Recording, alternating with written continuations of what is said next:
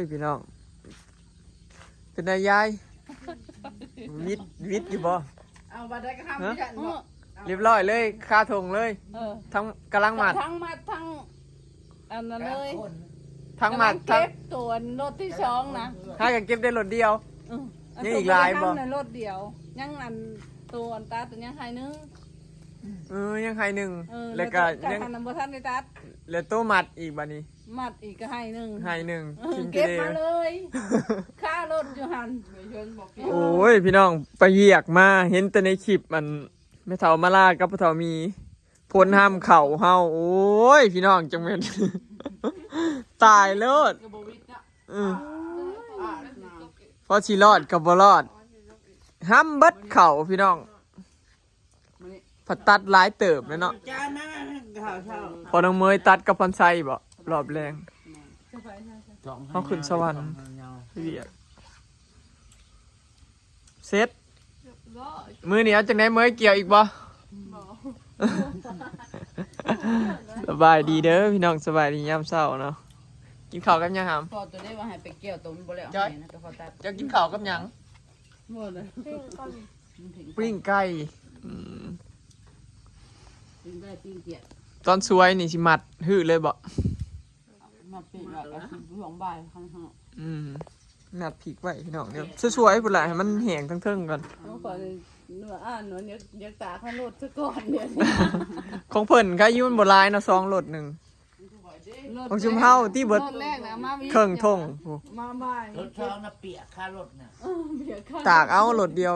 อย่างของเฮาตากบ่ได้รถเดียวแล้วตัวบ้านขายหน้าก็ไม่การขายหน้าการบ่หลายของเฮา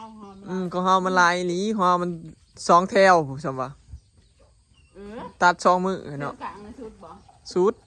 แถวอันโตแถวนี่น้องของทีนั่นแหละเบิดเลี้ยงลงมาน่ะเซตภายในมือเดียวจะมาช่วยว่าอยู่แก้แรกต่อว่าสิมื้อนี้ได้หันเนาะมือก็มือน่ะพัดบ่ได้เขตปักซองขึ้นไปฮอดพุ่นน่ะพ้นบ่ตกหันก็ตัดได้มื้อเดียวแม่นเลยเขาว่ามันบ่แห้งคือเก่ามีแต่ภาวนาว่ามื้อนี้อย่าตกเท่านั้นพี่น้องเพราะว่าเช้าสิมัดสิหื้อมื้อนี้น้องเมย์มันสิตกอยู่น้องห่วยอย่าว่าไปหาปักตะไคร้ไว้ในอัมมาลาโอ้ยพายุสิเข้า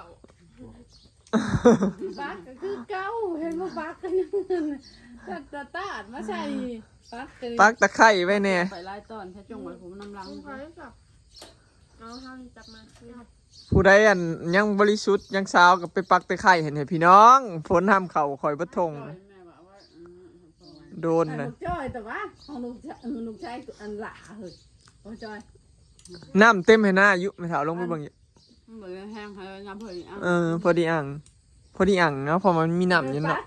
เขาให้อันกุ่นอะไรจ้อยไปปักตะไคร้นะเดี๋ยวสวยๆจังสิพากันลงไปหมัดพี่น้องแล้วก็สิพาลงไปเบิ่งเนาะมันเป็นเท่าใดเข้าพัดเข้าตัดบัดที่สิแช่น้ำนี่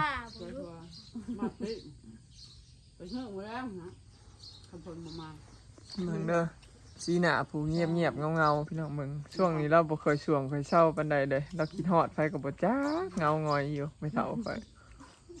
ชวนไปใส่ก็บ่อยากไปดอกว่าน FC ก็ถามหา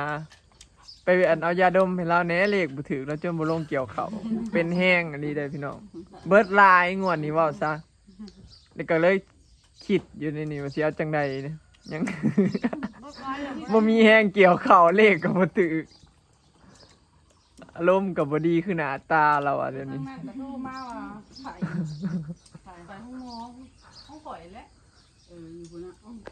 สรุปห้ามเข่าพะแน่นี่ห้ามเข่าไม่ถอมา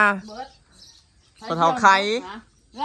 สาวันเรียบร้อยพี่น้องเขาก็ลิ้นแห่งเบิดช่วงเราหาเอามาคนมาของเฮาพอดี4เจ้าของปลาจากคนบ่ทันแล้ว2มื้อวานนี่ยังบ่ทันแล้วมาห้ามต่ออีกรอบหลายคนอยู่เลย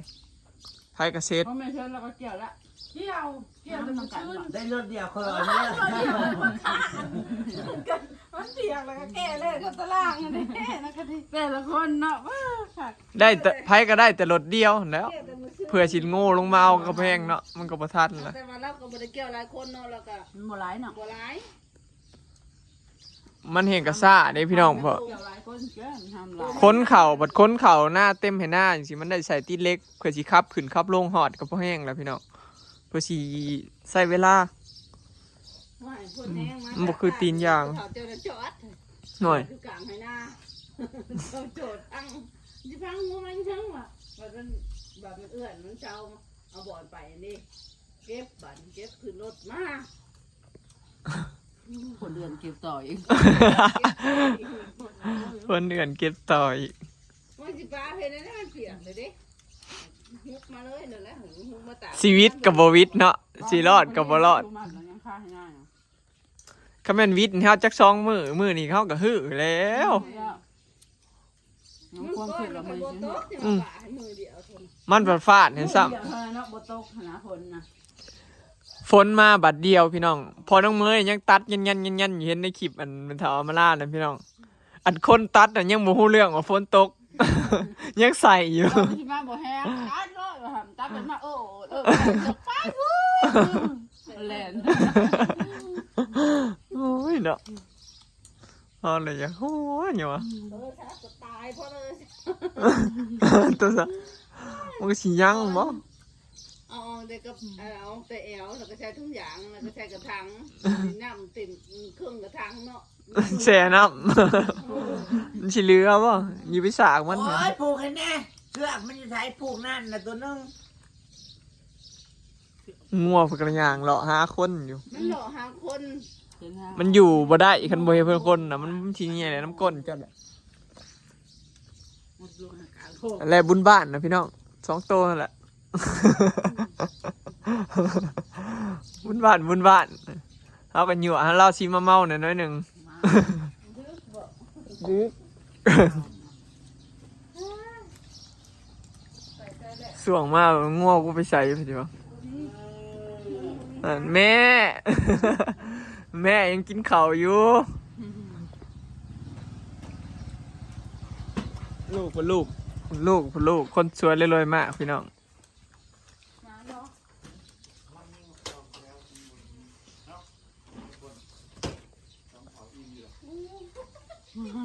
เราหนาวมาที่ไทยช่องโต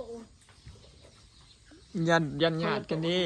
ถ้าดันให้ตัวเดียวไปยันญาติกันกิน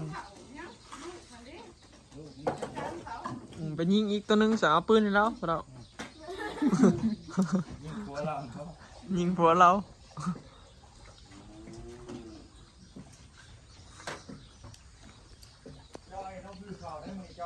คือเข่าบ้านนี้ มันแดดมังก่อนแต่น้อยนะ แดดแล้ว9 โมง 10 โมง9 โมงลงตึกมัดปีน 9 โมง 10 โมงจังลงมันจังแห้งคัก เอามาตากหมากเอาอีก แห้งบ่แห้งควรสิมัดขึ้นมาตากมาเช้าไว้พี่น้องแตกหม้อ ๆคันพ้นบ่ตกตื่มบ่งอกดอก ไปเกี่ยวมันแล้วได้ลูกเด้อให้ยาวหน่อยเด้อต้นป้าไปเกี่ยวมันแล้วครับ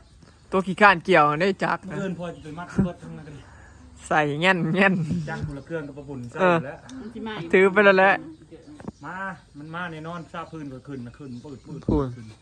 บ่ได้อยากนอนแต่ว่า เราต้องหาไก่อยากเบิ่งวิธี คันอยากนอนเว้นน่ะกับคันบ่สาวอยากนอนเว้นน่ะกับฝนตกอีก สบายดีพี่น้อง เห็นแต่ในคลิป สบายดีแต่แน่นกล้องแล้วพี่น้องเลยแกจีมันติดตายแล้วคนทำเขา คิดลายเลยทำประทำเกือบเครื่องทงเนาะ ไปอยากจอยกับมาจอยมือนี่เด้อจัก บอกพี่น้องในเบิ่งคลิปนี่แล้วเนาะมาซอยในเด้อพี่น้องเอ้ย ช่วยเป็นกำลังใจ ซอยเป็นกำลังใจมันให้กำลังใจกันยังดีเด้เห็นว่าผมได้มาซอยกันได้ มึงนั่งกินนั่งจมน้ำนากัน บ่แม่นสวนนนนะบอกแล้วว่าอยู่เขาจิว่าบ่ จริงๆนะฮะเราบอกเขาใครจะเกี่ยวกับยาได้วันที่16 17วัน อืม นะ บอกเขานะเจะคล้าของนำมันก็กลายเป็น ผูกกระทางที่นี่ยังไม่บอก74%นั่นล่ะ 74%เซ็ตคือบ่เว้าซะมันใหญ่ ทุกคนนอนเจออยู่ เออ ไปลงเกี่ยวใครนี่ล่ะว่าช่วยเกี่ยวโลดที่ว่า อ๋อ ตอนเย็นแรงนอนลงไปแล้วก็กระตกอะไรกูบ่ลงก็จะบ่ตกบ่จัก โอ้โหเป็นน้ำเจ้านั่นแหละเฉพาะนอกจากบ่ลงเบิ่งซีรีส์แล้วฝนตกเพิ่นเลยบ่ลงไปเกี่ยวพี่น้องสาเหตุบ่แม่นหยังดอก ลงช้ำคำตกช้ำคำบ่ อืม แต่เป็นบ่ลงกับบ่ตก นี่เราบ่ถือตะไคร่ไปให้เราปักพร้อม มันหายวับเหรอ เราปักนะ นั่นคือท่านผ้าได้ผ้า บ่ตกรับเราปักลงไปคันบ่ถอดถึงบ่ได้เช้าตก มันไม่ไปปักปีแรกน้ำเกือบร้าน ปักให้ได้เตอะนะ เปี้ยงเปี้ยงโอ้ยฝ่าหายขนาด ปีละลำแล้วก็ลำออมน้องปักตะไคร่เนี่ยพี่น้องผ่าเปี้ยงเปี้ยงนี่น้องก็จะจุดประทัน มีคนลงร้านมันนั่นกูจ้างกันนะ จังมือได้ลงบ่ลายก็ลงลายซุมื้อน่ะ ผู้ใดชิมมากับมาเด้อพี่น้องเอ้ยมื้อนี้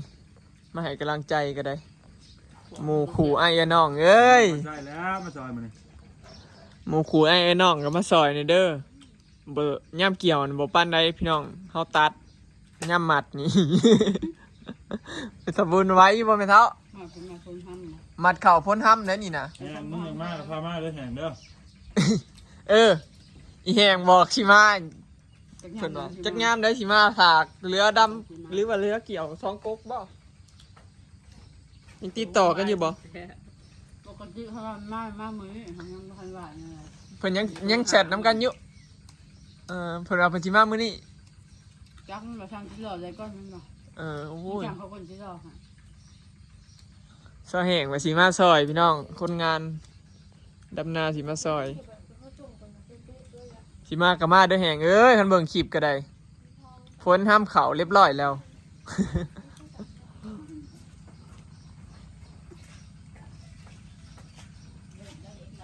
เพราะมันทะลุนกันแล้วซ้ำไห้เลยบ่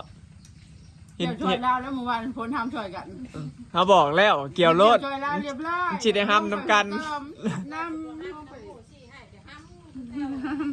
เอา อย่ามาทำน้อย กะสวรรค์เว้าอยู่ว่ามาเกี่ยวของเฮานี่เด้อ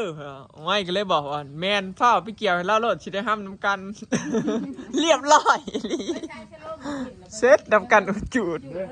เขาปลูกแคนไว้นะพาไป มันนี่ ใครแต่ของเราสี่ให้พี่น้อง มันหอย เราบลายของเขาเปิดทง เขา เขา จูเขามันงามจนไม่มีมงปกมาหายนา ปาบกลิ้งเอาแหง กันยังว่าเกี่ยวซ้ำพอลูกนะสิได้มือละให้มันงามแฮงเขางามแฮงอีหลีเขาเรา เปลี่ยนน้ำมันเครื่องอันนี้ก็เปลี่ยนน้ำมันเครื่องยังไม่ได้ออกสะพม เปลี่ยนนะคือบริไทยบริย่างบอกพอ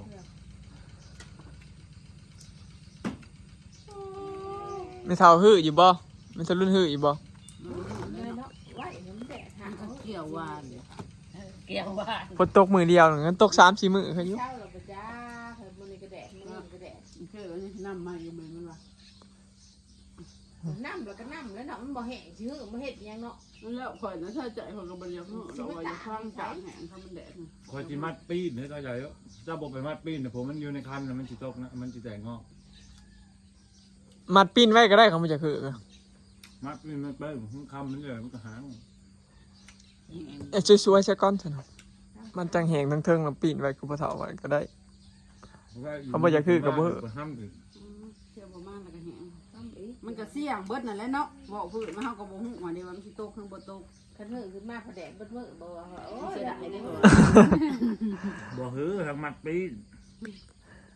มัดปิ้นไว้ก็ได้คันว่ากาวมันนั่นบ่ตกอะ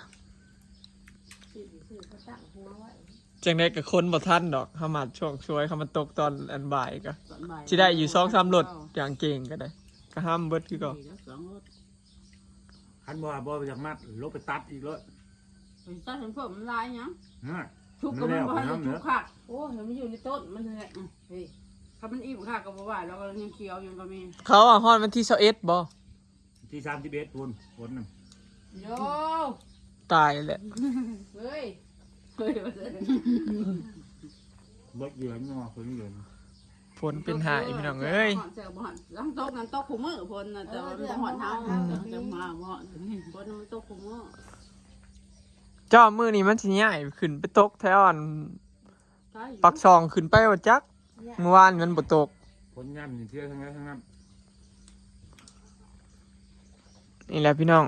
สรุปมื้อนี้เฮาได้มัดเขาเนาะมัดเขาพี่เขาเอาคนบ่คนก็ยังบ่ฮู้พี่น้องเบิ่งสภาพอากาศก่อน